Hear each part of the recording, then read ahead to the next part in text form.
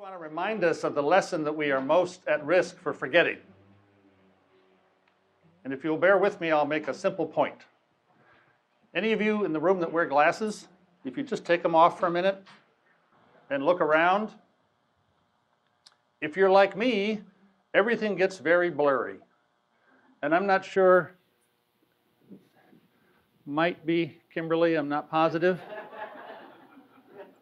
I'm a little uncertain whether to walk around for fear that I'm going to miss something. Put your glasses back on. Suddenly everything is clear. I see Kimberly Weefling over here. I can maneuver in my world. I feel confident. But there's one thing that I cannot see with my glasses. It's the most important thing. I cannot see the lens. They give me confidence and clarity, but I cannot see the lens that makes the world clear for me. In American society, we all share a lens. It's the lens of results orientation. Intel has it as one of their 5 values. Andy Grove used to say it was the only one that mattered. We believe in results. We believe in solutions. Don't bring me problems, bring me solutions. We believe in outcomes, impact, regardless of method. Achieve, master, acquire, control. That's the lens we see through. When we look at problems as complex, as daunting as issues in education and climate change and healthcare, it makes perfect sense that we should be looking eagerly for solutions. The need is so great. The time demand is so urgent. So we cast about trying to find a program that'll work. And once the solution has shown some promise, once it's been tested, we shift quickly to large-scale implementation. How do we sell this? How do we get it endorsed? How do we get it documented? How do we get it funded? How do we take advantage of economies of scale so that we can somehow stretch our limited resources in the face of almost unlimited need? Let's build a nonprofit around the solution so we can spread it more widely. With the best of intentions, we hope to bring some measure of peace and progress to a very troubled world.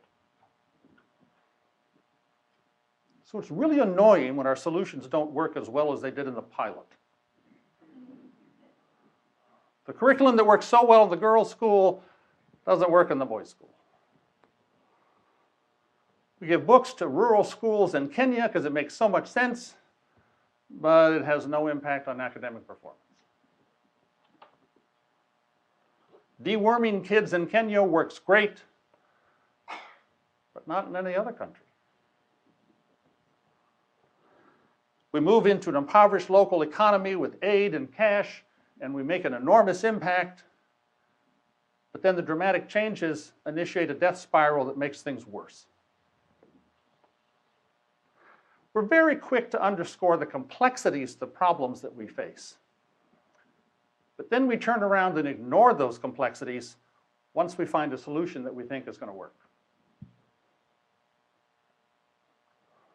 If we weren't blinded by this outcome-oriented lens, we might remember that concrete actions are always in the context of a complex adaptive system.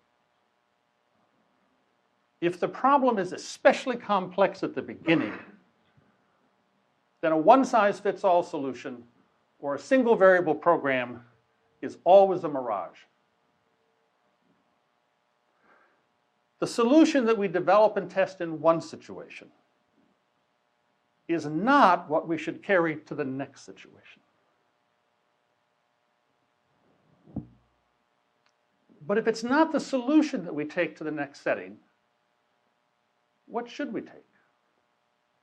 What do we carry forward? I want to suggest 4 different answers. First and foremost, what was our process for generating that solution? How did we settle on the essential core issue to address? How did we get everybody else to share that perspective? How did we get people to step out of their comfort zone and explore some new approaches? How did we overcome that natural inertia to change? Second, how did we learn from the situation? We see ourselves as active people bringing a solution to place. What did the place teach us? What were the data that we tracked? More important than the data, who looked at the data? What did they do with the data when they got it? How did we track unforeseen consequences? And what lessons did we take from those? Third, how did we embed that new solution in a durable local system? How did we get the support of local talent? If you have a program for better prenatal care and you take it to a new community, how do you get the medical institutions in that community to embrace that? How did you transition the leadership from the charismatic, impassioned person that may have been at the head of the solution to someone who will carry it on? How did we get continuous local government support? How did you engage the local community and navigate their religions and their customs and their politics? What did you do when local corruption first reared its head? Fourth, I think we need to carry forward, how do we bridge to the next logical improvement effort? In complex adaptive systems, there's no such thing as a intervention.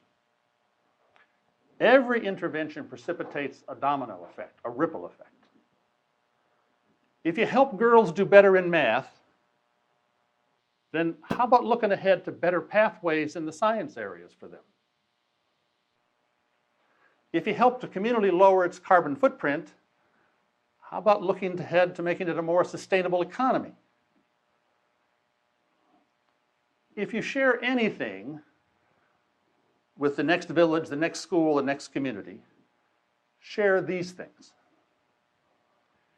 Even if they come up with a very similar solution to the one you had in your back pocket, it won't really be the same. It'll be theirs. It'll have their paw print. It'll be constructed to work in their world. It'll be something that they own. Our strongest role may not be being the expert with a solution. Our strongest role may be knowing how to help people understand and change their own unique, complex situation. So for the next couple of days, I want to invite you to look for sound solutions.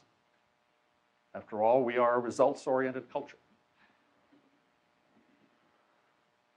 But use those solutions as a window into how they were generated, how they were continuously improved, how they were securely embedded, and how they were the stepping stone to the next improvement effort. Thank you.